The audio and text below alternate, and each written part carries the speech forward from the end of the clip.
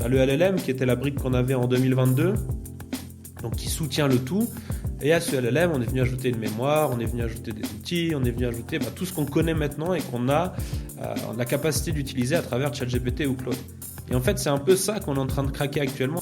On est arrivé sur un constat, c'est qu'en fait, pour adopter un changement fondamental de façon de travailler tel qu'on pourrait le faire avec de l'intelligence artificielle en tant que technologie, un des facteurs ou un des leviers très forts, c'est la... Aujourd'hui sur la chaîne de Move AI, on va parler de la préoccupation autour de l'IA, que ce soit l'illusion financière, du plafonnement technique et des problématiques énergétiques pour alimenter ces modèles. Anthony va nous aider à répondre à la question sur leurs limites. Arrivons-nous vers une fin de progression horizontale des LLM ? Amazon va virer 30 000 employés, tandis que la méfiance envers l'IA s'accentue. On parle de quiet cracking, le fait de craquer en silence face à des demandes de surperformance et de se retrouver en rivalité avec une machine qui, elle, ne se repose pas. Yann nous expliquera comment rester compétitif dans un monde où l'on engage moins de personnel, mais plus qualitatif. N'oubliez pas de vous abonner à la chaîne, de laisser un commentaire, c'est super important et cela nous aide beaucoup. Je voulais, pour commencer cet épisode, avant même parler des préoccupations qui tournent un peu de l'IA. On a beaucoup de temps ces derniers mois parlé de bulle de l'IA. C'est quelque chose même qu'on en parle depuis un petit moment. Euh, pour rappel, justement, on voit en tout cas cette année la plupart des grands LLM doubler leur valorisation. Donc on parle de la valo d'OpenAI à 500 milliards, d'une IPO peut-être à une entrée en bourse justement à plus de 1000 milliards. Est-ce que, selon vous, on est vraiment dans une bulle de l'IA si on compare à Internet? C'est intéressant en fait, suite au sujet de l'épisode, je suis tombé sur un article de Marcel Salaté, je ne sais pas si vous connaissez, je crois il est à l'EPFL, c'est une voix assez connue en Suisse donc, Ok. sur le sujet finalement. Il a écrit un bouquin aussi sur l'IA récemment. Et donc là, l'article, il est effectivement du 4 novembre. Et le titre, c'est La surcapacité et une demande faible égale une bulle. L'IA n'est Mhm. pas une bulle maintenant. Et en l'occurrence, effectivement, je pense que l'article il est intéressant. Ce qu'il dit, c'est que finalement, techniquement, aujourd'hui, non, parce que la demande, elle fait que d'augmenter. Il n'y a pas assez de puissance de calcul pour faire tourner les modèles. Je pense aussi qu'il y a une question d'adoption, on pourra peut-être en reparler, mais aujourd'hui, il y a quasiment zéro adoption, hein, donc la demande, elle n'est pas du tout encore son apogée. Par contre, je pense que là où c'est intéressant, c'est ce qu'il dit, c'est aujourd'hui, on est en train d'injecter tous ces fonds dans la création de l'infrastructure. Et c'est une infrastructure qui se base sur du GPU, qui est finalement ce qu'on a trouvé aujourd'hui de mieux pour gérer des calculs complexes tels qu'on en a besoin dans le cadre d'un LLM ou d'un modèle d'IA générative. Sauf que c'est pas ce qu'il y a de plus efficace. Et finalement, on pourrait arriver à une situation où technologiquement, on trouve quelque chose de nouveau qui fait qu'on a la même puissance de modèle avec 100 fois moins d'énergie. Et dans ce cas-là, effectivement, on pourrait se retrouver avec trop d'infrastructures ou une infrastructure finalement qui est plus du tout adaptée à la techno. Donc, en demi-teinte, je pense que de nouveau, beaucoup de gens confondent tout et n'importe quoi. Je pense que par rapport à la bulle Internet, c'est pas du tout la même chose, on est quand même aujourd'hui sur des cas d'usage qui sont matures. Il y en a encore plein à trouver, je pense, alors qu'Internet, finalement, l'adoption était aussi beaucoup plus lente. Si on pense bien, il a fallu presque 20 ans pour l'adoption. Et au final, de nouveau, c'était un des trucs que j'avais écouté dans un podcast. Il disait, dans les années 2000, il y a plein d'autres boîtes de télécom qui ont fait faillite parce qu'elles avaient toutes investi hyper tôt dans la fibre, dans les technologies de fibre optique. Et finalement, ben, ce qui compte, c'est que l'infra est resté et qu'aujourd'hui, cet infra, on l'utilise. Alors forcément, sur le moment, il y avait peut-être une construction de trop d'infrastructures par rapport à la demande. Encore une fois, pour résumer, aujourd'hui, la demande, elle fait que d'augmenter, elle n'est pas en train de faiblir et la puissance de calcul nécessaire pour répondre à cette demande, elle n'est pas là. Voilà, je trouvais cet article intéressant, on pourra peut-être le mettre en lien aussi de la vidéo. Mais Ouais, je suis dessus, justement, il est hyper bien foutu. mais justement, pendant la bulle d'Internet, c'était, enfin, la problématique, ça a été justement un peu cet écart entre peut-être la valo de certaines boîtes, la technologie et justement l'adoption. Je crois qu'il y avait énormément de câbles de fibre optique, etc., qui étaient, au final, qu'ils n'en ont pas trouvé vendeur en face. Est-ce que c'est justement pas ça qui peut créer un peu, comment dire, l'éclatement de cette bulle? Non, je pense. Concrètement, je pense pas parce que d'après ce que je sais, encore une fois, on n'est pas spécialisé dans cette question d'infrastructure, mais l'infrastructure existante de puissance de calcul et de cloud, de manière générale, c'est une vieille infra. En fait, c'est des fermes de serveurs de génération 1 qui, jusque-là, ont tenu les 15 ou 20 dernières années, hein. Ça date je pense que le début de la course au cloud, ça a été quoi, fin 2000, enfin à partir de 2007-2008, avec l'arrivée des C'était iPhones ça. aussi, et de toute cette notion de SaaS, etc. Et en fait, c'est des vieux trucs qui sont en Virginie, des vieux serveurs, et des vieux data centers de Microsoft, etc. Et c'était des trucs qui étaient orientés CPU. Et je pense qu'aujourd'hui, clairement, il y avait de toute façon besoin d'avoir un renouvellement de tout ce parc-là. Après, clairement, là où je te rejoins, c'est que, encore une fois, sur l'infrastructure, donc des data centers que OpenAI construisent, dans lesquels Microsoft investisse, Google, xAI, donc Musk, etc. Je pense que là, il y a quelque chose de solide. Maintenant, c'est tout ce qui satellite autour, en fait. Quand tu vois, je lisais ça, Pinecone, tu te souviens, Anthony, c'est un outil qu'on utilisait à un moment, plus personne n'en Vague. parle, ils ont levé Ouais. 200 millions. Ils viennent de lever Et là 200 millions? non, non, il y a déjà un moment. Mais du Ah, coup, quelqu'un disait, ben voilà, ils sont devenus quoi? Ils font quoi? Parce qu'ils ont levé cet argent. Et je pense qu'il y a plein, plein, plein d'entreprises en fait qui, en fait, on lance des trucs révolutions. Enfin, je vois au moins 5 révolutions par jour sur Twitter avec des boîtes qui lèvent 20, 30 millions, 40 millions. Et là, ouais, je pense que peut-être effectivement, on est un peu sur une frénésie et il va y avoir quelques pots cassés. mais est-ce que ça signifie l'explosion de la bulle que quelques entreprises fassent faillite, vu qu'ils ont profité d'une levée facilitée parce qu'ils avaient le mot AI dans leur nom? Je suis pas sûr non plus, tu vois. Ok, ouais, parce que moi, là où je me pose un peu la question, c'est justement l'entre-deux, là, comme je te demandais, Yann. Et après, bien évidemment, c'est aussi cette capacité. Je sais qu'il y avait des chiffres qui étaient sortis un peu où ils expliquaient que dans les prochaines années, je sais plus si c'était d'ici 2030 ou même déjà 2026, où l'IA consommera justement 50% des data centers, donc 50% après c'est pour tout le reste, hein, tout ce qui est cloud, etc. Et donc même au final, même au niveau de la construction un peu de ces infrastructures, et pour avoir une Mhm. progression un peu horizontale de l'IA, c'est là qu'on risque d'avoir des freins. Moi, c'est ce que j'avais pu voir et un peu entendre. Et en fait, ça me faisait penser et je me disais, est-ce que c'est aussi peut-être pour cela que justement, que ce soit, on l'a vu ces derniers temps avec OpenAI, Google, etc., qui nous montrent un peu plus des utilisations, on va dire, verticales, par exemple, justement avec les intégrations multimodales, etc., parce qu'ils savent que justement, au bout d'un moment, ça va plafonner et qu'il va falloir un peu plus de temps et que là, ils essaient de nous montrer un plus large champ de vision de l'utilisation de ces outils-là parce que en fait il faut combler un peu ce vide en attendant de pouvoir justement augmenter la puissance de ces modèles quoi. Ouais. Bah, après là, c'est assez intéressant juste en parallèle pour rebondir là-dessus. Donc j'ai demandé à Claude quelles sont les composantes d'une bulle et y a-t-il une bulle autour de l'IA?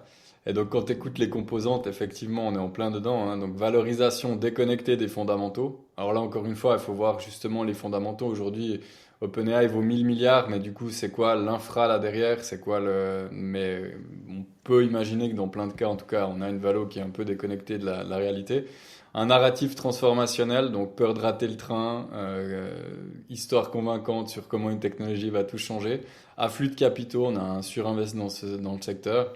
Adoption réelle inférieure aux attentes.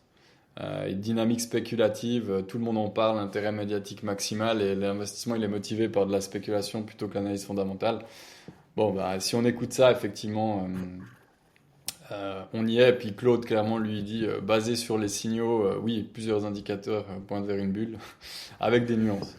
Non, mais c'est aussi tous les signaux d'innovation, c'est à chaque fois la même chose, hein, donc ça va de pair pour moi. Avoir une petite bulle, et une innovation massive comme c'est en train de faire avec les AI, on a eu la même chose avec Internet, peut-être ce sera une bulle et ça explosera. Enfin, c'est toujours la même chose. Qu'on soit dans une bulle, c'est une évidence. Enfin, si tu prends les analyses, la finance, etc., bien sûr qu'on est dans une bulle. Mais après, c'est une bulle qui est obligatoire, très certainement. On va faire le tri quand elle va péter, mais c'est obligatoire qu'on y soit actuellement. Ça, c'est sûr et certain. Après, ce qui est intéressant justement, c'est qu'il dit effectivement, tu peux pas comparer ça à la dot-com, donc la bulle Internet des Mhm. années 2000, parce que bah, premièrement, il y a une techno réelle, donc c'est des avancées technologiques qui sont vraiment de rupture, qui offrent un potentiel. C'est des investisseurs qui sont pas du tout les mêmes. En fait, c'est pas le public qui investit là-dedans, c'est les très gros players dans ce domaine. Et il y a une Mhm. vraie adoption quand même, parce que malgré tout, ben voilà, GPT, si tu prends depuis 2022, ils ont quand même atteint 800, 900 millions d'utilisateurs. Donc il y a une adoption de masse. Puis encore une fois, je pense que justement le potentiel d'adoption, il est immensissime. Et il va venir en fait. Et Ils il y a cherchent une tous leur intégration marché, dans hein. l'écosystème, donc les acteurs un peu historiques, Microsoft, Google, Amazon, Mhm. eux-mêmes, ils l'intègrent dans les écosystèmes existants. Ouais, et surtout C'est aussi via... ce qu'il disait dans. Vas-y, vas-y, vas-y. Non, vas-y, je t'ai coupé. Non, non, ce que j'allais dire, c'est aussi ce qu'il disait dans Silicon Valley, c'est qu'en fait, on ne sait pas si, tu vois, le véritable business model d'OpenAI derrière pour réaliser les chiffres qu'il mentionne. Est-ce que ça va être cet abonnement de ChatGPT? Certainement pas, à 20 balles, tu vois. Donc en fait, est-ce que l'adoption qu'on cherche, l'adoption massive, elle sera pas faite sur les entreprises plutôt que sur les particuliers? Il y a aussi ça. Pour moi, il y a aussi une recherche de marché qui est en cours. On a l'impression que tout est là et qu'ils sont clairs sur ce qu'ils veulent, mais tu vois bien que non. Toutes les innovations qui sont faites avec les browsers, avec le sexe par exemple aussi, tu vois, c'est de la recherche de marché aussi, hein. Il va falloir être rentable un jour. Donc c'est aussi peut-être ça qui fait qu'on n'a pas l'adoption encore souhaitée. Puis c'est aussi le fait tout simplement que ça prend du temps. Je veux dire, ça a 3 ans, ça a fait un bouleversement immense. Voilà, après c'est très personnel. On est dans une bulle mathématiquement, c'est clair, mais moi je pense qu'elle est nécessaire et qu'elle va amener justement à une adoption massive et à tout ce qu'on ne sait pas et qu'on va connaître par la suite. Et un nettoyage du bullshit aussi, parce que je pense que c'est ça qui est Ça c'est sûr. intéressant. De nouveau, les boîtes qui actuellement font réellement de la tech, qui sont les porteurs de cette technologie, qui investissent aujourd'hui dans l'infra, ben elles, de manière générale, j'imagine qu'elles vont rester même si la bulle se dégonfle ou éclate. On n'espère pas qu'elle éclate parce que de manière économique, ça pourrait être assez dramatique, mais en tout cas qu'elle se dégonfle. Alors qu'effectivement, tous les vendeurs de promesses, les vendeurs de rêves qui gravitent là autour, qui finalement sont que des API à ces outils-là, qui lèvent des fortunes pour ça, eux, ils risquent de disparaître, mais ça va faire un nettoyage plus que sain du marché, à mon avis. Mhm. Parce que de nouveau, aujourd'hui, le gros problème que nous, on voit, c'est ce FOMO, c'est-à-dire les entreprises qui comprennent rien, qui savent pas où investir et qui se font avoir par des discours, les discours de la baguette magique, finalement. Très juste. Je suis d'accord. Là, je regardais justement un peu dans mes notes les derniers, euh, les derniers chiffres. Justement, un peu plus peut-être sur l'aspect du plafonnement technique, donc qui résonne un peu avec ces problèmes énergétiques dont on a parlé. Je sais que, enfin, j'avais cru voir que justement la Chine a sorti ou travaillé sur un modèle d'LLM avec 1000 milliards de paramètres. Euh, j'ai écouté un expert justement début de semaine là-dessus qui disait la problématique avec ça, c'est qu'en fait, ce ne sont plus que des effets waouh pour des LLM parce qu'avoir 1000 milliards de paramètres, 2000 milliards de paramètres, en fait, au bout d'un moment, ça change plus grand-chose et on voit pas vraiment la différence et surtout qu'au final, très peu de gens utilisent euh, la capacité, euh, la capacité optimale de ces outils. Donc, je sais pas, peut-être si Anthony, tu voudrais nous faire un retour peut-être à ce niveau-là, justement sur la puissance des outils que tu utilises, si, enfin, quelles sont les limites un peu que tu vois aujourd'hui et celles qui vont un peu persister par rapport à ça. Bah c'est alors au niveau des paramètres, à part ça, petit aparté, 1000 milliards, je pense que pas mal de modèles l'ont, hein, ces 1000 milliards de paramètres. Quand tu regardes des modèles qui sont encore open source à 400, 500 milliards, je pense que le double pour les modèles d'OpenAI, c'est pas déconnant. Mais on sait pas, c'est un peu boîte noire et je m'avancerai pas trop sur le sujet parce que je suis pas un expert là-dessus. Mais par contre, ce qu'on peut dire, et c'est un peu ce qu'on disait aussi lundi lors d'une intervention qu'on a fait, c'est qu'en fait, soit peut-être la capacité actuelle des modèles, d'un point de vue purement technique, entraînement, etc., est capée de par la puissance de calcul et tout ce que tu as cité là, mais on arrive quand même à contrer ça avec tout ce qu'on vient imbriquer autour. Et Yann, il avait fait un schéma hyper intéressant. Tu as le LLM qui était la brique qu'on avait en 2022, donc qui soutient le tout. Et à ce LLM, on est venu ajouter une mémoire, on est venu ajouter des outils, on est venu ajouter tout ce qu'on connaît maintenant et qu'on a la capacité d'utiliser à travers ChatGPT ou Claude. Et en fait, c'est un peu ça qu'on est en train de craquer actuellement avec tous ces systèmes agentiques et tout ça. C'est que, ok, peut-être la capacité, elle est capée, mais en fait, C'est une elle capacité est, à 162 QI, t'as pas besoin de plus. c'est exactement ce que j'allais dire, mais tu l'as mieux dit. C'est l'intelligence fondamentale du modèle. Alors oui, pour des avancées scientifiques, des découvertes physiques, pour le challenge de l'énergie et tout ça, peut-être que là, effectivement, des Mais c'est parce modèles qu'on encore plus adresse. intelligents couplés à l'agentique, ça pourrait être utile, mais comme il dit Anthony, en fait, c'est overkill. Déjà aujourd'hui, c'est complètement overkill. Tu peux prendre l'exemple d'un humain, tu vois, tu mets le meilleur humain sur Terre, tu lui donnes 160 de QI, mais rien d'autre. Là, tu le mets au milieu d'un champ, tout nu. Qu'est-ce qu'il va faire? Pas grand-chose. Maintenant, tu donnes à cet humain un marteau, une pelle, de quoi construire une maison, etc. Puis là, il va utiliser tout ça et faire des choses intéressantes. Je pense que c'est la même chose avec les modèles actuellement. On a peut-être cette capacité-là, mais on est en train de leur amener plein de couches supplémentaires et qui font qu'en fait, c'est là que ça devient vraiment intéressant. C'est là qu'on passe le cap de juste discuter et qu'on trouve un réel intérêt dans les entreprises, par exemple, dans Et on les l'automatisation, dans tout ça. spécialise. On les spécialise, c'est Exactement. ça qui est intéressant. Je lisais sur un petit peu les papiers de recherche de ce qui a donné naissance à Claude Code, Mhm. qui est, il faut le dire, bon, nous on en est assez fans, mais on n'est pas les seuls. Un outil quand même assez merveilleux et je pense que ça montre assez bien dans des domaines précis ce que tu peux faire. Qu'est-ce qu'ils ont fait? En fait, ils ont pris un modèle qui était déjà globalement très intelligent, qui était Claude, à l'époque Claude 4, et ils ont refait un renforcement, donc du reinforcement learning, donc post-entraînement du modèle, pour lui apprendre à vraiment être focus sur des tâches de code. Et Ouais, finalement, t'en exact. as rien à foutre qu'ils sachent énormément de choses dans des domaines qui sont complètement différents, par exemple. Tu peux déjà, aujourd'hui, avec un truc comme ça, aller hyper, hyper loin. Et je pense que ça s'applique à tout plein d'autres domaines. Si tu le fais avec maintenant, ils sont en train de s'attaquer à la finance chez Anthropic, donc ils ont fait enfin, leur objectif, je pense, c'est de créer un équivalent Cloud Code, mais orienté finance, qui est du coup post-entraîné là-dessus. Et de nouveau, même d'avoir des gros modèles comme ça en départ, ça sera un jour overkill. C'est-à-dire que tu prendras un petit modèle qui aura peut-être une architecture un peu plus efficiente. Et pour des tâches précises, finalement, tu vois, Anthony, c'est aussi ça. Nous, dans les briques dans lesquelles on met de l'AI, finalement, c'est quoi? C'est extraire des données d'un document. C'est reconnaître des La patterns dans un plupart du temps, ouais. document. Pour ça, on pourrait avoir un truc qui a 50 milliards de paramètres, peut-être ça ferait très bien le job. On n'a pas besoin d'un modèle. On l'utilise parce qu'aujourd'hui, c'est des modèles qui sont hyper polyvalents et donc bien pratiques. Mais en fait, on n'a pas besoin d'un modèle qui connaît, qui a toute la connaissance du monde compactée dans son entraînement. Ça sert à rien. Ouais, 100%, je te rejoins. je suis assez d'accord et à ce niveau-là, je l'entends. Mais après, enfin, moi, pendant que vous étiez en train d'expliquer ça, je voyais vraiment justement encore à ce niveau de bulle où on en parlait et de hype. Et en fait, c'est un peu ce qui maintient aussi cette valo à grande échelle. Justement, comme on disait, il y a peu de personnes qui l'utilisent à pleine puissance. Et si éclatement de la bulle il y a de l'IA du coup, est-ce que 2026 justement vous êtes assez d'accord avec cette vision dans le sens où on va plus aller découvrir justement avec les modèles actuels qu'on a, on n'aura pas forcément justement une énorme progression de ces modèles, mais on va découvrir beaucoup plus d'utilisation et d'intégration de ces briques d'IA quoi. C'est C'est sûr, le c'est cas sûr. depuis 6 mois déjà, hein. Depuis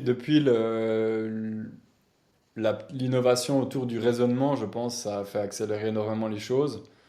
Après, toute la question justement de ces architectures agentiques, les optimisations qu'il y a au niveau des couches de mémoire, les tailles de contexte qui peuvent être gérées par le modèle. De nouveau, je pense qu'aujourd'hui, si tu prends un Claude Code, c'est plus sur ces paramètres-là qu'il faut l'améliorer que le modèle en soi. Je veux dire, le modèle, de nouveau, si tu veux un truc qui peut t'inventer des nouveaux langages de programmation, pourquoi pas, mais est-ce que ça c'est utile? Je pense que maintenant on a un truc fantastique, il faut l'exploiter. Il faut lui trouver des use cases. C'est aussi ce que nous on essaye de faire, c'est de trouver les meilleurs use cases. Et je pense qu'il y en a des centaines qu'on n'a pas découvert avec les rankings actuels de modèles. Par contre, c'est clair, c'est pas le discours de gens comme OpenAI, ils veulent atteindre absolument ce AGI, mais comme disait Anthony, j'aimais bien la métaphore du mec avec 162 QI dans le champ. En fait, je vois pas l'intérêt d'avoir un gars qui a 300 de QI mais qui a aucun outil. Je pense que c'est plus intéressant d'avoir quelqu'un qui a 120 de QI et qui sait bien utiliser ce qu'il a dans son environnement que quelque chose. Enfin, mais eux, ils ont cette course-là et voilà. Je pense que c'est Oui, géopolitique aussi. Hein, c'est évident, ils ont fait des promesses qui maintenant il faut essayer de, de tenir. ouais. Mais autre chose aussi, pour en revenir à ce que je disais avant sur la recherche de modèles, on dit ça, mais maintenant ils ont aussi pivoté, entre guillemets, c'est pas un pivot, mais c'est quand même une belle branche qu'ils ont ajoutée à ce qu'ils proposent, ce fait d'aller créer, enfin, d'aller remplacer des pôles dans des entreprises. Et je pense que ça tend aussi vers ce qu'on est en train de dire là, du coup, tu vois. Parce qu'en fait, ok, augmenter la capacité du modèle, c'est bien, mais d'aller dans des immenses boîtes et signer des contrats pour voir comment est-ce que tu peux remplacer, par exemple, le pôle admin, le pôle financier. En fait, tu verras, ils vont verticaliser là-dessus. Et tous les labos, ils vont faire ça, c'est sûr et certain. Moi, j'en suis persuadé. Parce que l'argent, Oui, il est là, hein, il est dans le B2B. oui, et puis je sais que la semaine passée, je voulais en parler brièvement, mais je sais que même OpenAI avait son projet pour, je crois que c'était pour remplacer des analystes juniors en banque, où ils Ouais, ont fait des... Voilà. ils ont engagé je sais pas combien de mecs genre de Wall Street, etc. Et ils sont en train justement de former des modèles là-dessus. La cyber aussi, avec tout l'aspect Ouais. review, là, ils ont sorti leur agent, un agent qui Comment il fait de la s'appelle déjà? review. Je sais plus, il a un nom bizarre, un peu un nom C'est sauvage. c'est un animal bizarre, ouais. Ouais, Je ouais. sais plus c'est quoi le nom. Mais même, Et ça, pour l'instant. mais même ce matin, je regardais dans les news où justement ils parlaient de ce nouveau métier, même pour des personnes plutôt lambda, ben, de justement travailler pour entraîner ces LLM pour remplacer leur métier en fait. Ouais, c'est ce que Anthropic, ils ont été très malins. Ils ont lancé la notion de skills, là, de Mhm. compétences. Et là, finalement, exactement, c'est ça. C'est que en faisant ça, en fait, tu t'en rends pas trop compte, mais tu expliques, enfin, tu fournis. Il faudrait lire les contrats de protection des données et tout, je sais pas en fonction du niveau de licence, mais en gros, tu fournis au modèle un apprentissage sur comment toi tu réalises tes tâches, sur quoi tu te bases pour prendre des décisions. Et de nouveau, ça reste déjà aujourd'hui intégré à Claude AI assez bluffant, intégré à Claude Code. Euh, donc de nouveau, je pense que est-ce qu'il y a une bulle? Probablement. Est-ce qu'aujourd'hui, on peut pas révolutionner plein de choses avec ce qu'on a sous la main? Alors moi, je suis 100% convaincu que, encore une fois, c'est cool s'il y a des modèles plus intelligents, mais essaye d'avoir une conversation philosophique avec ces modèles. C'est au-delà de ton intelligence de toute façon. Euh, et c'est au-delà de l'intelligence de 99,9999999% de la population. Donc, ce Et puis c'est de la fantasme de dire, branlette. ouais, ouais, hein? Je dis, c'est de la branlette, quoi. Il y a tout le monde qui prend Ouais, ses benchmarks sur LinkedIn et dit regarde, machin, il est pas bon, il est pas bon. La moitié, comme tu le dis super bien, il l'utilise à 3% des capacités, ils essayent pas de faire des choses intéressantes avec. Alors qu'au bout d'un moment, voilà, exactement. posez-vous. Et j'ai vu une nana, pour rebondir là-dessus, j'ai vu une nana sur LinkedIn qui disait, ouais, quand on avait GPT 3.5, on nous prédisait la révolution avec GPT 4, ça n'a rien changé. Ensuite, avec Oui, GPT 5, maintenant on nous dit que c'est GPT 6. Et j'ai envie de lui dire, mais attends, ma grande, au niveau de l'application en entreprise, dès le moment où on a mis le raisonnement, la capacité à comprendre comment utiliser des outils, la capacité à coder, etc., être correctement, franchement, le gap, il est gigantissime. Ce que tu pouvais faire avec 3.5, c'est même pas un millième de ce qu'on peut faire aujourd'hui.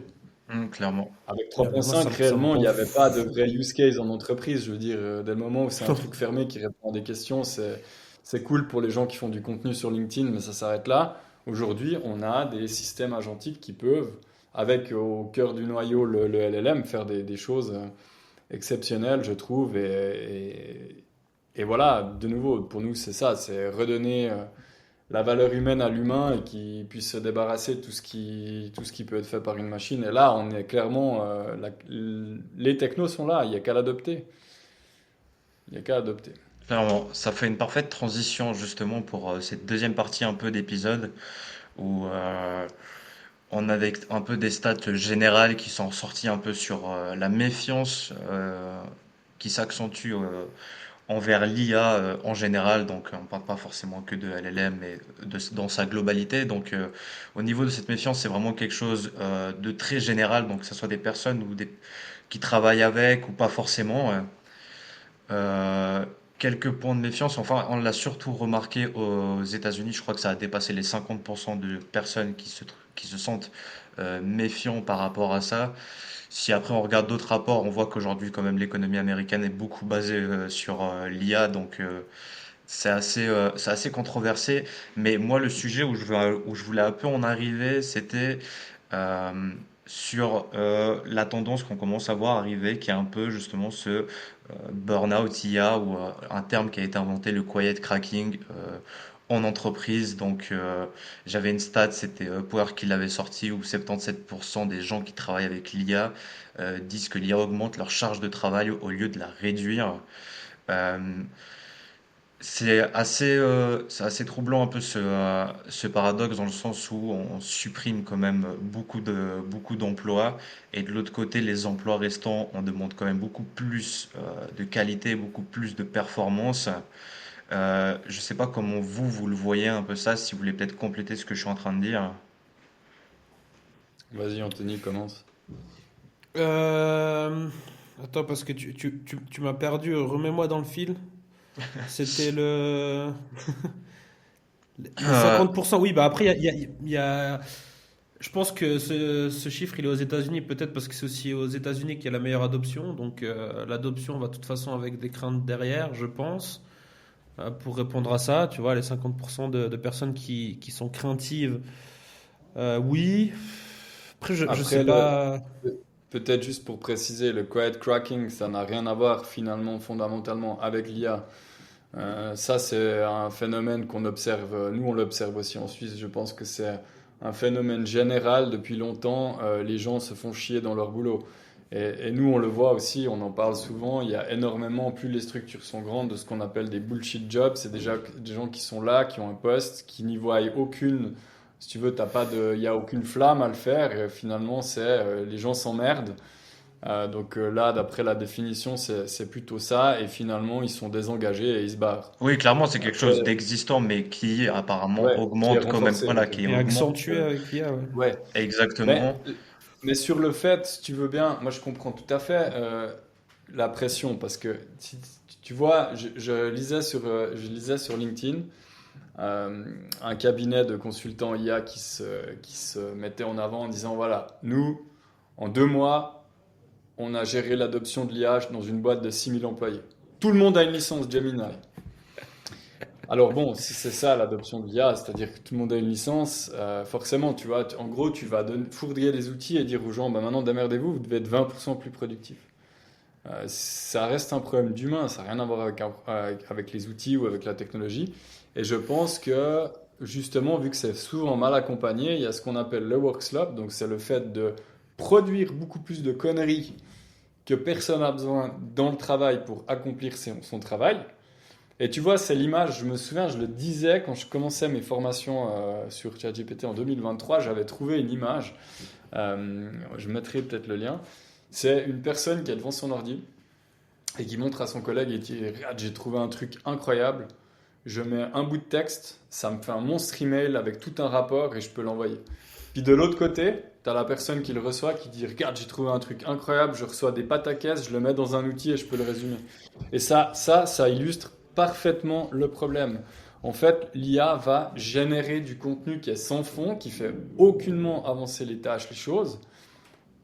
Et du coup, 98% des gens aujourd'hui l'utilisent comme ça. Et ça fait rien avancer du tout.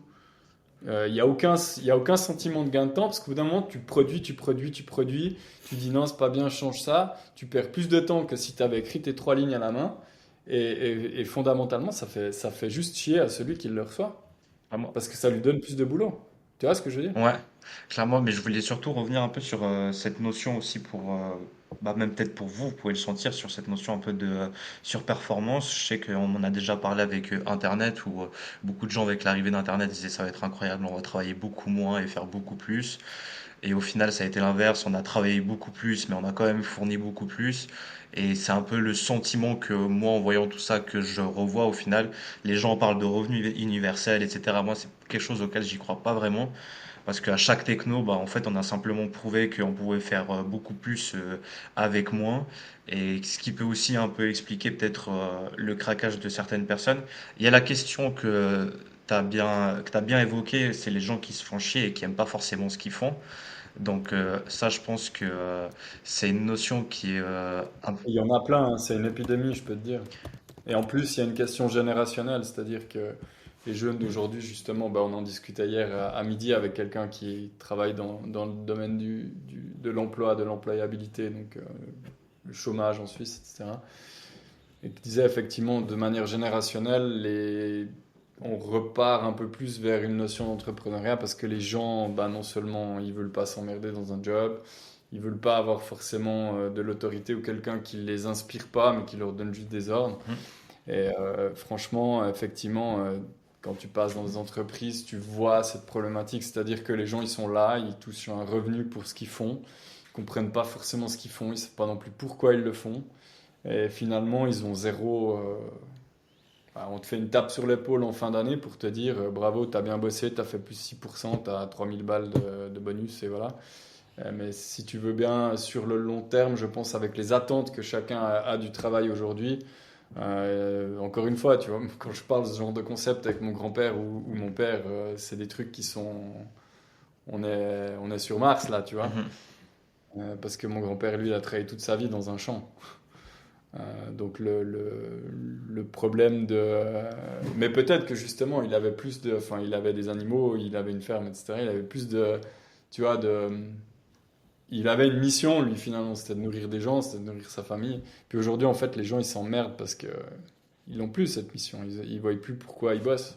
Pas tout le monde, hein, heureusement. Pas toutes les entreprises aussi ont des cadres qui favorisent ce genre de dérive. Mais je sais pas ce que tu en penses, Anthony, toi qui observes aussi. Enfin, on voit quand même pas mal de grosses boîtes. Voilà. Peut-être la tendance de l'entrepreneuriat aussi là-dedans, dans le sens où on veut se trouver un sens à notre vie et puis impacter des gens, je sais pas. Ouais, ben, en fait, je suis vraiment globalement d'accord avec ce que tu disais. Je pense que c'est très juste, mais après, moi, je suis aussi assez à dire. Enfin, donc, je suis d'accord. Après, c'est la cause un peu que j'arrive pas à trouver et à m'imaginer, parce que pour moi, il y a quand même une grosse responsabilité personnelle de chacun. Et du coup, tu vois, à la fin, tu as fini par dire, est-ce que c'est, tu vois, les managers ou les boîtes qui tuent ces... Enfin, t'as pas dit ça de cette manière-là, mais grosso modo, qui tuent ce truc et qui les personnes deviennent aigries dans leur travail et ne sont plus contents. Mhm. Mais il y a quand même une grosse responsabilité personnelle que personne ne prend. Et puis ça, c'est quand même, si on parle de génération, c'est quand même, je sais pas, tu vois, peut-être plus ta génération à toi, Yann, 35, 45, enfin, peut-être plus à Vieille, partir de moi, pas là. trop. Non, mais tu 35. vois, Oui, oui, non, ouais, mais je rigole. c'est ce que je voulais dire par là. Et du coup, notre génération, c'est juste pour rebondir là-dessus. Moi, je trouve ça hyper positif, au contraire. C'est qu'ils essayent du coup de trouver un sens à leur vie, peut-être. Alors, peut-être que des fois, ils vont un peu trop loin et qu'ils veulent tous aller faire du surf à Bali pour je sais quelle Ouais. raison, et c'est ça leur sens à leur vie. Et du coup, le travail passe à côté. Mais du moins, il y a une recherche de quelque chose, il y a quelque chose d'actif, contrario à la génération qui nous précédait, qui était hyper passive de ce point de vue-là et qui du coup subissaient leur travail pendant toute leur vie et qui subissent encore actuellement leur travail. Et vu que c'est la majorité des gens qui sont en place actuellement dans les entreprises, eh ben c'est la majorité des gens qu'on n'arrive pas à faire bouger, à faire changer, parce que justement, ils ont ce mindset-là de passivité, de se dire, de toute façon, je suis là, écoute, de toute façon, qu'est-ce que je vais changer, qu'est-ce que je vais intégrer Oui, ça, qu'est-ce que je vais être plus productif. mais encore une fois, tu vois, je suis d'accord avec la responsabilité individuelle, mais en fait, pour avoir quand même moi aussi passé dans des très très grosses structures, plusieurs dizaines de milliers d'employés par exemple, si tu veux bien, la culture est là et tu te fais très vite écraser et absorber par cette culture en fait. Et du coup, c'est très compliqué en tant qu'individu de vouloir changer ça. Et en fait, une culture, ça s'installe déjà dès plus d'une personne en fait. Quand tu es seul, c'est de la personnalité, et quand tu es en groupe, ben, c'est de la culture. Et je pense que plus il y a de monde, plus c'est dur à faire bouger les lignes. Et du coup, d'où le quiet cracking, en fait. C'est que les gens, je pense, ils se disent, ouais, qu'est-ce que je vais faire ici? Enfin, de toute façon, je peux rien changer. Et tu te fais très vite écraser par, justement, tu vois, de nouveau, si on peut rebondir là-dessus, j'aime beaucoup ce concept de curiosité qu'on développe avec une spécialiste là-dedans, qu'on aime beaucoup Mhm. avec Anthony. Enfin, on a vraiment aimé les discussions. On est arrivé sur un constat, c'est qu'en fait, pour adopter un changement fondamental de façon de travailler tel qu'on pourrait le faire avec de l'intelligence artificielle en tant que technologie, un des facteurs ou un des leviers très forts, c'est la curiosité. Mhm. Et donc du coup, moi, je me suis pas mal intéressé à ça un peu voilà, juste pour ma connaissance générale, et j'ai fait quelques recherches sur la curiosité. Et c'était assez intéressant. Par exemple, je mettais ça en relation avec le fait qu'on observe de la curiosité assez faible dans les entreprises, en tout cas dans celles dans lesquelles on va. Et je demandais, voilà, pourquoi est-ce il y a un lien avec la culture ou la façon d'être en Suisse?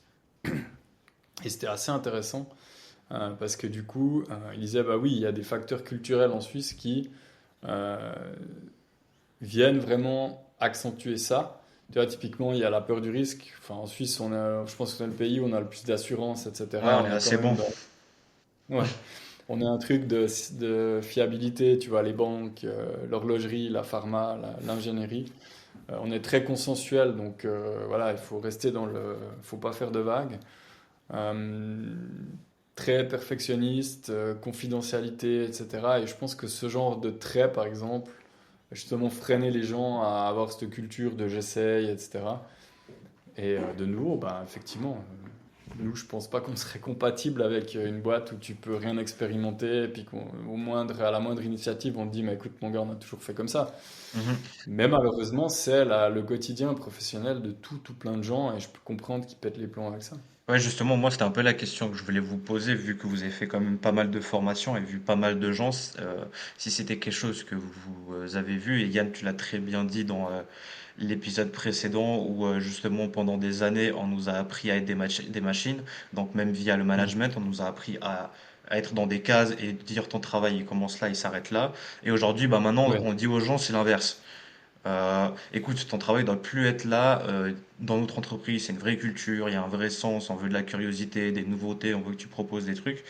Est-ce que typiquement, vous, c'est quelque chose où ou des blocages que vous avez pu voir un peu en formation dans cette séparation entre les personnes qui vous écoutaient en disant, bah, de toute façon, ils sont bien gentils les deux messieurs à m'apprendre ces trucs, mais moi, je vais pas faire beaucoup plus, et les autres à vous poser plein de questions et dire, mais comment je peux mieux faire en fait?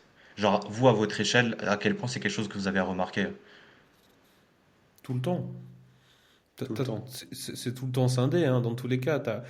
T'as une ou deux personnes hyper enthousiastes qui sont là et qui voient directement ce qu'ils pourraient mettre en place, qui testent. Et en fait, moi, c'est ça qui m'a marqué. Ta question, elle m'a fait penser à ça. Encore une fois, dans une entreprise où on fait toute une après-midi de formation. Et bref, à la fin, le résultat pour quelques personnes, c'est mais de toute façon, comment je fais? On n'a pas la licence au boulot. Bon, ça sert à rien enfin, tu vois, que je fasse quelque chose avec ça. Mais comment tu peux? Enfin, moi, ça.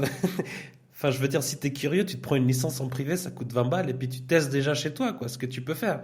Moi, c'est ça qui me rend fou, en fait, cette facilité à mentalement se convaincre que de toute façon, ça va servir à rien, parce qu'il y a Mm. juste une petite étape à surmonter. Mm. Et putain, mais si tu gères ta vie comme ça va pas aller, quoi, dans les prochaines années. Ça va pas être possible, quoi. Tu peux pas faire ça. Et moi, c'est quelque chose qui Mais, me prend au trip, ça, où je me dis, ouais, vas-y, Yann, parce que sinon je vais mais faire un tunnel de. Mais c'est assez intéressant parce que justement, du coup, quand j'ai changé avec, en l'occurrence avec Claude sur cette thématique de la curiosité, je lui ai demandé, mais alors du coup, fondamentalement, est-ce qu'on est tous nés curieux? Et en fait, Hmm. ce qu'il a dit, c'était assez intéressant et assez nuancé, c'est que potentiellement, comme plein d'autres facteurs, on est avec une plasticité et la capacité à développer ça. Mais par exemple, même dans les bébés qui naissent, t'as des enfants qui sont, alors j'ai appris un nouveau terme, néophiles et néophobes. Donc les néophiles, c'est les gamins qui veulent justement tout toucher, tout. Et il y en a, ça leur fait peur. Mais par Mhm. contre, on a, disons, plutôt une prédilection quand on est enfant. Un gosse de 4 ans va poser 100 questions par jour en moyenne, alors qu'à 40 ans, on est proche de zéro. Et tu vois, ça Ouais. montre bien le truc. Donc, on est tous plus ou moins avec cette capacité, mais l'environnement dans lequel on grandit va faire beaucoup nous pousser vers cette exploration ou au contraire nous la couper. Et ensuite, ben, il y a le système éducatif. Et aujourd'hui, ce qu'il m'a dit, c'est ce qui étouffe la curiosité, clairement, le système éducatif. Ouais. La peur du jugement, la fatigue cognitive aussi, parce que étant donné qu'on a déjà trop d'informations, de trucs, la curiosité, ça peut être un stress supplémentaire, en fait, parce qu'on est déjà soumis à tellement de trucs tout le temps. Mhm. Donc voilà, je pense que... Mais parce que, Mais il n'y a pas Ça, que la je suis. curiosité dans l'adoption de l'IA, mais je pense que, ouais, de manière générale, des fois, c'est un peu frustrant pour nous en tant qu'externe, parce que de nouveau, tu vas pas changer une culture, et surtout pas avec une intervention où tu vas pour Non. parler d'IA, et pour proposer un peu cette nouvelle façon de travailler. Il y a des politiques qui sont là, il y a des règlements qui sont là, il y a une dynamique d'équipe qui est là, et en fait, tu vois, c'est un peu ça qui nous frustre, et tu peux pas avoir un avantage durable, en tout cas pas sous cette forme. Il faudrait aller beaucoup plus longtemps, il faudrait faire plein de choses différentes pour que ça marche. Et en fait, les managements n'ont pas non plus les volontés de mettre des budgets pour ça, tu vois. mhm. Justement pour juste peut-être répondre à ta parenthèse, je sais qu'il y a trois facteurs, mais je crois que c'est 40% quand on est avec des prédispositions, où là on peut rien changer, c'est nos gènes, Mhm. etc. Après il y a 10%, je sais plus ce que c'est, et justement c'est 50% un peu bah, après notre Le environnement, quand on est contexte. enfant, adolescent, c'est ça en fait, on se construit. Et c'est là où Ouais. en fait on peut développer plein de choses, où notre cerveau c'est vraiment s'adapte, c'est vraiment du plastique. Donc ça c'était un peu Ouais. pour la parenthèse. Pour revenir un peu sur le point que tu nous as partagé hier Anthony, de l'autre côté, donc vous êtes en discussion justement pour faire une formation avec des gens, mais pour savoir comment ils peuvent rester compétitifs aujourd'hui, pour peut-être être réinsérés à l'heure de l'IA dans leur métier. Euh, Vous qui devez préparer ça, c'est quoi votre approche typiquement pour aider ces gens-là? C'est intéressant comme parenthèse. Bah, déjà, pour remettre un peu. On va pas citer, on va rien citer parce qu'il n'y a rien de sûr pour l'instant, mais c'est intéressant pour la compréhension de tout ça. Donc l'idée c'est de comment est-ce qu'on peut comment est-ce qu'on peut améliorer l'employabilité finalement d'un certain type de personnes, notamment par exemple des informaticiens, vu que bah, c'est un peu notre domaine aussi, toutes ces choses-là, à l'heure de l'IA grosso modo, donc en 2025, 2026, 2027. Et après, du coup, comment est-ce qu'on peut faire ça? Je m'excuse, j'ai eu un appel, attendez, par Liane, sinon je dois juste dire qu'il ne me rappelle pas, parce que sinon ça va être la merde. Ouais, pas de souci. Non, mais effectivement, donc l'idée c'est ça, hein, c'est que les institutions cantonales qui gèrent l'employabilité, du coup c'est le service public de l'emploi, bah, ils s'intéressent de très près à maintenant qu'est-ce qui va se passer. Tu as parlé avant de Amazon, hein, 30 000 licenciements, et de nouveau, c'est pas des gens qui sont au dépôt, c'est des cadres, c'est des gens qui travaillent dans le marketing, c'est des gens qui travaillent dans la finance. Et ces vagues-là, potentiellement, vont un jour ou l'autre nous toucher aussi, nous. Même si, de nouveau, on est très protecteur ici, il y a un cadre, bah, de nouveau, sur le canton en question, c'était quoi, 600 informaticiens au 600 chômage informaticiens, exactement. actuellement. Et la question, c'est comment on prépare la transformation des compétences de ces gens-là ou des gens dans d'autres métiers pour finalement les facteurs qui vont être demandés par les entreprises. Et c'est un double challenge parce qu'aujourd'hui, si tu veux, le marché de l'emploi, la compétence, eh ben, elles ne sont pas là. Mais en même temps, c'est difficile d'identifier exactement à quoi tu formes parce que les entreprises, elles ne savent pas. Je discutais avec un recruteur pour une boîte IT, il me dit, enfin, chez eux, par exemple, ils cherchent les compétences tech standard, mais ils n'ont pas encore fait le switch en disant bah, quelles compétences IA on recherche. Donc, Donc tu vois, en fait, il y a des gens au chômage, il y a des décisions qui sont prises et tout le monde panique un petit peu. donc ce que Parce tu es que en les train, boîtes, Pour elles vous savent pas qui elles expliquer, doivent engager. Ouais. pour vous mentionner juste le gap, parce que moi je suis encore en contact pas mal avec mes anciens collègues de 42, qui pour la plupart, enfin non, certains sont déjà en poste et certains recherchent du boulot. Et là, je discutais il y a une semaine avec un ancien collègue justement qui lui fait une transition. Enfin bref, il a pris un peu de temps et donc là, il est en train de chercher un job de dev.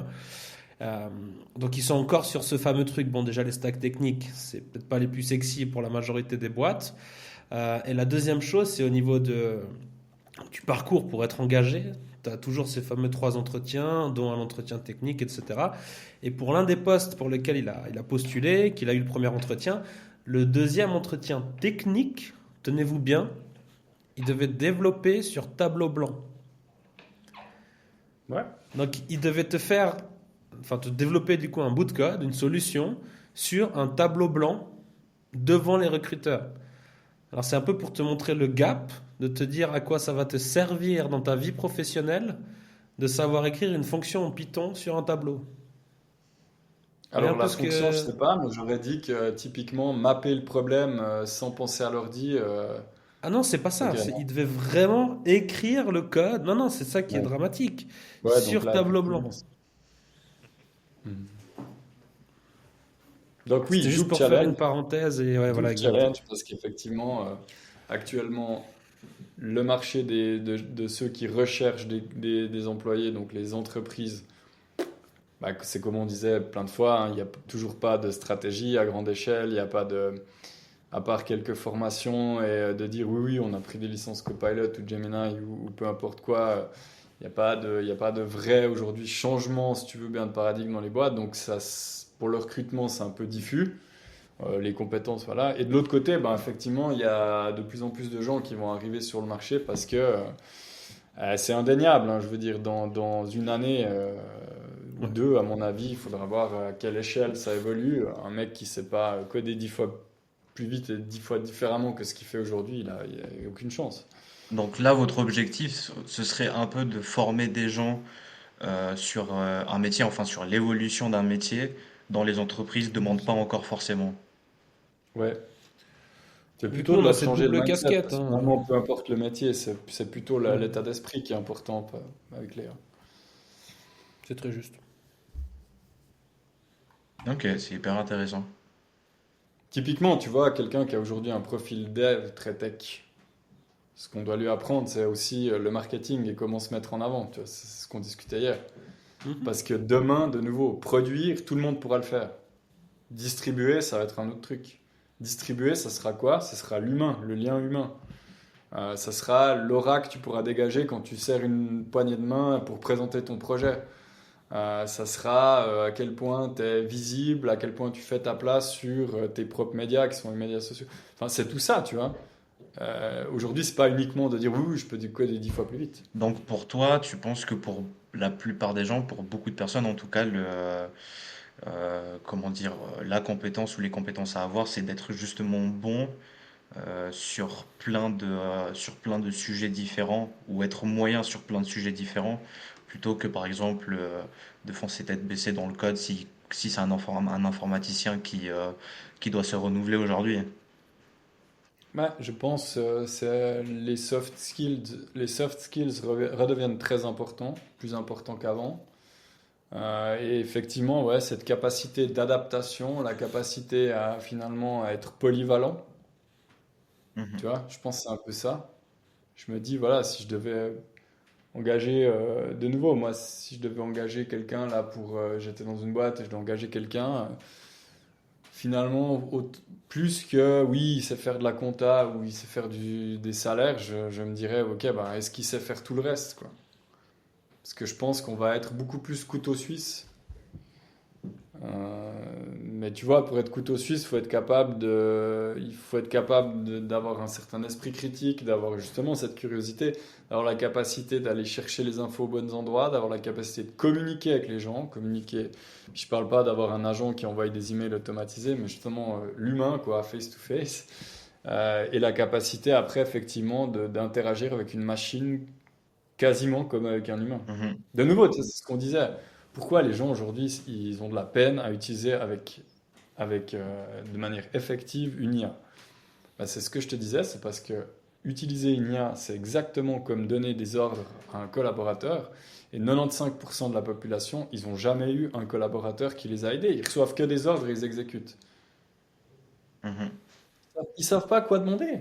Ils savent pas comment donner l'instruction. Ah, clairement. Et mais de nouveau, ça s'accompagne. Et c'est aussi pour ça qu'on est là. Et c'est aussi notre vision. On a envie on a bien vu que d'aller montrer comment ça marche un outil puis comment tu fais un prompt, ça suffit pas.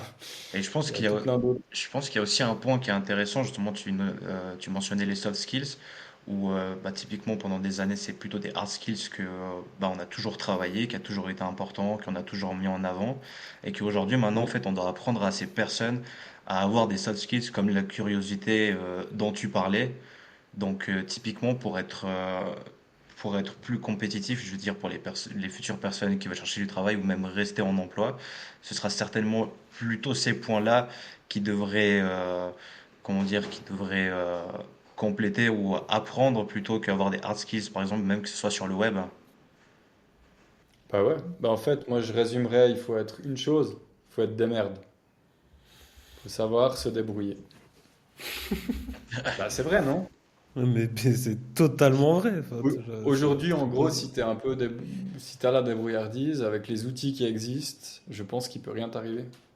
Je pense qu'il peut rien t'arriver. Alors, il n'y a pas que ça. Après, il faut aussi de la persévérance, il faut du courage, il faut une certaine empathie pour les gens, parce qu'il faut aussi être capable de comprendre ce que les gens recherchent pour pouvoir leur vendre ce que tu as besoin de leur vendre, que ce soit toi en tant qu'employé ou toi en tant que prestataire ou peu importe. Il y a plein d'autres trucs, mais je pense que si t'es des merdes, c'est une super porte d'entrée, quoi. Ouais. Et de nouveau, ben, on va revenir à un mode où ça va être ce mode débrouillardise, survival, alors que justement aujourd'hui, dans un pays comme le nôtre, où on a eu toujours cette rigueur, cette richesse aussi, on a toujours été très bien encadré, quoi. Oui, c'est ce que Et j'allais là, tout dire. d'un coup, le cadre, il a moins de, tu vois. Ah, surtout, c'est ce que j'allais dire, c'est surtout en Suisse où c'est beaucoup plus rigide. Pour Bah ces oui. personnes-là, ça va être, sans parler par exemple des informaticiens, mais même de beaucoup de personnes de manière générale, ça va être hyper complexe en fait de, de s'adapter aux années des années qui vont venir pour les futurs emplois qui vont exister, ceux qui vont disparaître, etc. Ben, c'est Ouais, pour mais moi, ça, et tu dois ce qui donner. m'énerve. Ouais, Ouais, vas-y, vas-y. pardon, je t'ai coupé. Je Non, dis non, dis. ce qui m'énerve un peu, c'est que, en fait, et c'est pas pour contredire parce que je suis d'accord, c'est qu'on est en Suisse et du coup, le climat social et la Suisse de manière générale devrait en fait favoriser ces prises de risques, cette débrouillardise. En fait, on a tout pour le faire. Enfin, tu te plantes, c'est pas grave. Je veux dire, dans combien de pays tu peux essayer, te planter et après te relever hyper facilement comme en Suisse, tu vois. C'est quand même très rare, je sais pas combien il y en a de pays, mais très peu. Et à contrario, pour Dieu sait quelle raison, eh ben ça fait tout Mais c'est l'inverse. culturel. C'est Ouais, culturel. je sais, enfin si tu veux, Pour je un suis Suisse, super c'est très d'accord, mal mais vu. Tu vois, c'est pas une question. C'est vrai. Pourquoi la culture est là alors qu'on a tout finalement l'environnement qui serait ouais, propice à c'est ça ça? que je dis. C'est une bonne question, mais c'est vrai que je disais, tu Pourquoi? vois, aux US, pour être un bon entrepreneur, tu dois avoir fait faillite 2 fois. Ouais. Ils Tandis ont qu'en cette Suisse, tu fais culture faillite du une fait. fois, T'es mort. Ouais, ouais, t'es Enfin, c'est t'es mort. pas très mort. compliqué, hein. Ton voisin, il va dire que t'es une merde. Ouais, c'est ça, il va dire, tu vois, je t'avais dit, hein, ça allait pas le coup. Tu vois l'autre là, il a fait faillite. Ouais, ouais, c'est vrai, et c'est un reproche que c'est pas la première fois que j'entends qu'on nous fait souvent, mais c'est peut-être certainement justement lié à cet aspect-là de sécurité, etc., dans le sens où on a absolument tout, et en fait, bah, ça devient plus dur de perdre tout ce qu'on a quand on a beaucoup de choses derrière soi, alors que quand on n'en a pas beaucoup, tu vois. Ce que je veux dire, dans certains C'est pays, sûr. les gens qui veulent, c'est comme si tu regardes les belles histoires d'entrepreneurs qui sont partis de rien, mais c'est parce qu'ils n'avaient pas le choix en fait. Oui, c'est Si réussir, c'est pas un choix. voilà, s'ils étaient restés dans leurs conditions, bah, ils seraient peut-être même pas en vie aujourd'hui, donc ils n'avaient pas le choix d'aller de l'avant, alors que pour nous aujourd'hui, bah, pour la plupart des gens, c'est extrêmement nuancé, parce que même si beaucoup de gens, même si leur confort d'aujourd'hui, c'est pas grand-chose, bah, c'est hyper compliqué en Hmm. fait. Ça me fait penser bah, c'était Gad Elmaleh qui faisait cette blague et qui disait dans la vie, il faut être soit riche ou soit pauvre. Parce que quand t'es riche, tu descends. Quand t'es pauvre, tu peux que monter. Quand t'es au milieu, c'est la merde. Parce que t'as pas, tu veux monter, mais t'as peur de descendre et t'es coincé comme ça, en fait. Et je pense que c'est un Ouais, peu c'est ce très vrai. sentiment-là et qui fait que bah, quand on travaille, tout est cadré, etc. Et puis que après, clairement, c'est aussi socialement où on fait que on est encore dans ce truc où on doit rester un peu dans les lignes, quoi. Ouais, mais après, tu vois, c'est intéressant. Là, j'ai posé une question plus large, justement, parce que par rapport à ce qu'on disait, tu sais, t'as les deux modes cérébraux, le cerveau reptilien qui gère plutôt justement cette survie, etc. Et en fait, face à l'adoption d'une toute nouvelle façon de travailler, effectivement, euh, aujourd'hui, tu vois, quand tu vois dans des formations que les gens, ils osent pas poser une question ou dire qu'ils n'ont pas compris, bah effectivement, c'est plus lié à la peur, etc. Et effectivement, dans les deux modes, le mode reptilien, bah, il est économe, donc on va vers ça. Donc on essaye de... Où là, il y a un danger, il faut pas y aller, etc. Alors que l'autre, c'est celui qui favorise l'apprentissage. Par contre, Mhm. c'est beaucoup plus coûteux en termes d'énergie. Et donc, Mhm. dans le cas confort, le confort de la Suisse, etc., je pense que effectivement, il y a plein de, enfin, t'as plein de trucs à trouver qui sont super intéressants. Encore une fois, je pense qu'on peut pas refaire le monde et on peut pas non Non. plus expliquer tous les comportements, etc. Mm.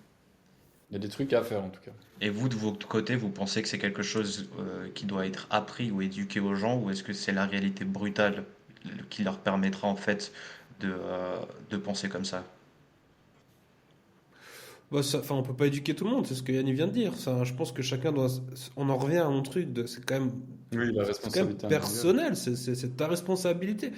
Moi j'ai la théorie de dire tu maîtrises pas. En tout cas en Suisse, parce que c'est ça l'école obligatoire, mais grosso modo, tu maîtrises rien de tes 0 à 16 ans.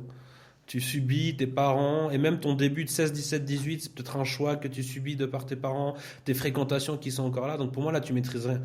Mais après, c'est quand même que de ton ressort, moyennant bien sûr maladies, etc., qui pourraient faire que c'est hyper compliqué. Mais à partir de tes 18 ans, franchement, tu es en capacité de te poser des questions, de te dire est-ce que j'ai fait les bons choix, est-ce que je veux pas faire autre chose. Enfin, tu vois, pour moi, à partir de 18 ans, ta vie, elle est entre tes mains. Puis c'est à toi de faire en sorte de la changer, de l'améliorer, je suis désolé. Et ça, c'est hyper. C'est trop facile pour une personne de balayer cette théorie en disant non, mais moi je, non, mais moi ci, non, mais moi ça. Tu sais, chaque individu, il aime trop se rendre exceptionnel, mais même dans le mauvais sens du terme, se dire non, mais pour moi, c'est pas pareil. Tu vois, pour moi, c'est différent. Non, mais c'est pas vrai, tu vois. C'est beaucoup plus compliqué de faire ce travail d'amélioration et de te regarder, de dire je suis nul, ça je vais l'améliorer et ça je veux le changer, que juste être passif et te laisser traîner. Et après, on en revient, la boucle est bouclée, à 45 ans dans un job que tu détestes parce que tu n'as pas pris le pas de faire ce choix-là plus tôt. Je suis assez d'accord. Je suis assez d'accord. Moi, j'ai posé mes questions un peu à ce niveau-là. Je sais pas si vous voulez peut-être rajouter quelque chose sur, comme tu disais Anthony, l'employabilité des personnes à l'avenir.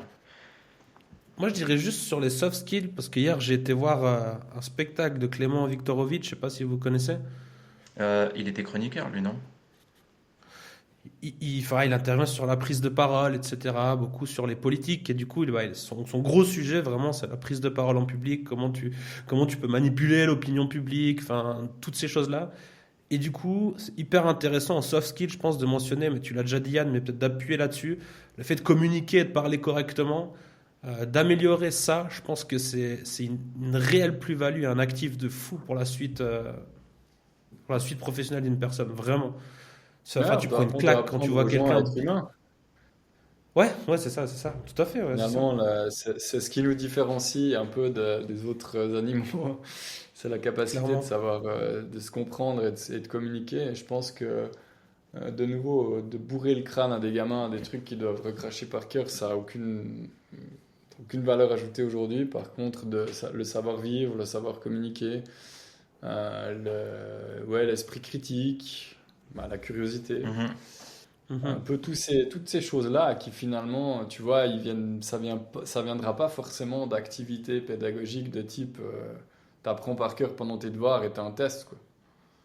Ça viendra, tu vois, moi je trouve ça incroyable, ma fille par exemple, voilà, on a été écouter des contes à la bibliothèque, donc la conteuse, elle posait un peu des questions au public, et puis elle dit, vous préférez aller à l'école ou à la forêt? Et tout le monde dit à la forêt, à la forêt. Et ma fille, elle lève la main, puis elle dit, mais moi, je vais à l'école enfin, je vais à la forêt avec l'école. Parce que je l'ai mise dans une école un petit peu spéciale. Et de nouveau, tu vois, ils valorisent ce genre de truc. En fait, Mhm. tu apprends tout autant en allant toute une journée faire des feux, je sais pas ce qu'ils font exactement comme activité pédagogique, que d'apprendre à écrire. Tu vois. Ils n'ont pas de papier. Ils ont rien en papier. Les mathématiques, ils apprennent avec une vision, si tu veux. Puis en fait, quand tu y penses, c'est super logique. Plutôt que de mettre des 1 et des 0 sur du papier, l'unité, c'est une petite boule. La dizaine, bah, c'est 10 boules qui s'alignent sur une ligne. C'est comme des perles, si tu veux. La centaine, c'est un carré en 2D. Puis le cube, c'est 1000. Ah, mais c'est Et pas du le coup, elle jeu, arrive à... c'est pas Hein? un truc qui ressemble à un jeu, je crois que c'est la technique asiatique. Non, après, du coup, ils ont plusieurs formes comme ça. Mais, enfin, en gros, c'est Montessori, l'approche. Mhm. Puis je trouve ça trop cool parce que, en fait, tu apprends à l'enfant à comprendre l'environnement par le toucher, par etc. Enfin, bref, ça, c'est un choix personnel. Mais en tout cas, j'avais bien aimé le côté, ouais, nous, on préfère la forêt. Puis elle dit, ouais, mais moi, je vais à l'école à la forêt. Mais le Voilà. socle, du coup, si on résume, qui englobe quand même tout ça, c'est quand même la curiosité qui découle sur tout le reste finalement. Ouais, Tu vois, bah, plus tu es curieux, assez plus tu personnel. vas apprendre l'art oratoire, enfin toutes les compétences qu'on a citées dépendent quand même de ta curiosité finalement. Oui. Après, il y a différents types de curiosité, ça je savais pas non plus, c'est intéressant. Tu vois, as des gens qui vont avoir justement une curiosité plutôt sociale, donc en fait qui vont Mhm. plutôt s'intéresser à l'autre et ce qu'il pense, et d'autres qui ont des curiosités plutôt techniques ou objets, Mhm. tu vois, Mhm. savoir comment tu peux coder un agent avec un LLM, voilà. Donc en fait après c'est pas non plus, enfin ça se met pas dans une case quoi, ça peut être différent, tu Ouais. peux par différents types de curiosité. Ouais, c'est Mais c'est sûr. intéressant. Et je pensais aussi à l'esprit critique, en fait, où ça devient de plus en plus dur à penser par soi-même. Mm. Et, Ça, c'est- mais même si en fait, même si tu fais faux, en fait, je pense que c'est surtout ça le point qui fait qu'on a de moins en moins, c'est la peur de dire des conneries, la peur de faire faux. Et donc du coup, on dit très peu de choses, on va tout vérifier, on demande à chat, mais il faut juste que la source sorte de quelque part. Et puis ok, je peux le dire parce qu'en fait, je l'ai lu quelque part, donc ça dépend pas de moi. Et aujourd'hui, bah, très peu de personnes, bah, beaucoup de gens s'alignent sur ce qui est dit et très peu sur ce qu'ils pensent en fait. Ouais. Rien ne dépend de toi, même tes pensées, elles sont de toute façon influencées par quelque chose que tu as vu, quelque chose que tu as dit. Enfin, tu vois, tes propres pensées ne dépendent pas de toi-même, elles sont de toute façon influencées par les actions quotidiennes. Ouais, Donc il clairement. faut pas avoir peur de. Et c'est justement cet aspect-là qu'il faut travailler plutôt que. Et en fait, je pense que ça, justement, on le voit beaucoup dans l'IA, parce que tu vois, c'est justement là ce que je lisais. En IA, tu as besoin d'expérimentation. Tu peux pas Ouais. spécifier un cas d'usage parfaitement, c'est tout nouveau. Tu as besoin d'expérimenter. Tu dois Mhm. itérer, tu dois tester, tu dois faire des conneries. C'est ambigu par nature, tu as des hallucinations, c'est non déterministe, puis il faut vivre avec ça, en fait, tu vois. Mhm. Ça se fait par l'usage. C'est pas comme un fichier Excel où tu apprends, où tu cliques et c'est bon. En fait, parce que ça fait que d'évoluer. Effectivement, si tu as tout le temps la peur de l'erreur, la peur de dire une connerie, bah, tu vas pas oser utiliser l'IA pour faire un truc. Tu te dis, ouh là là, mais ça pourrait faire une réponse qui est fausse. Mhm. Alors qu'en somme, tu peux dire exactement les mêmes conneries qu'une IA, quoi. Et tu Ça vois, pourrait ça, c'est surtout un faire truc une que... réponse qui est juste. Ouais, exactement. Mais ça montre bien, on valorise déjà pas l'échec humain, donc on va encore pas valoriser l'erreur de l'IA. Ça, Ouais, clairement. Clairement, clairement. Ça, tu le vois bien, on peut peut-être. Je dis juste ça, mais à quel point les gens ils sont durs envers leur chat GPT, envers leur Claude, et que ce soit pour de la génération d'images ou de réponses, ils sont là, mais tu vois, il est nul, il s'est trompé, c'est pas exactement ça que je voulais.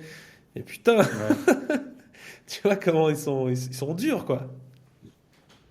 Ouais, non, clairement. Est-ce qu'on est bon pour vous? Moi, je pense avoir posé toutes mes questions. On peut avoir fait le tour de ce que je voulais qu'on discute. Bon, Je pour pense moi, qu'on est c'était bien. très intéressant. Très intéressant en tout cas. On pourrait parler des heures. D'ailleurs, Ouais.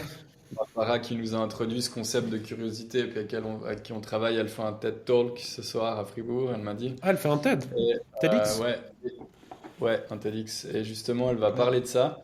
Et je trouve intéressant, bon bah désolé pour ceux qui parleraient pas l'anglais, mais elle m'a envoyé l'autre jour un passage d'un livre qu'elle a stabilo bossé. Et je l'ai Hmm. trouvé intéressant. Il dit, Curious professionals are the ones whose jobs are least likely to be taken by intelligent machines. In the present time and place, it's no longer sufficient to have a degree and be smart. Computers are smart. Computers are, however, not curious. Donc en gros, effectivement, il suffit plus d'avoir un diplôme et de l'intelligence. Les ordis sont intelligents, par contre les ordis Ils sont sont pas pas curieux. curieux, ouais. C'est Ouais, vrai, on c'est revient c'est bien très sur bien. cette notion. On peut finir là-dessus, c'est magnifique. Top. Yes.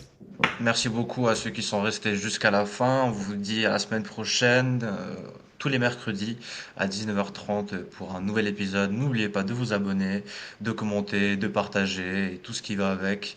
Et moi, je vous dis à la semaine prochaine. Ciao, ciao. Ciao, ciao. La bise!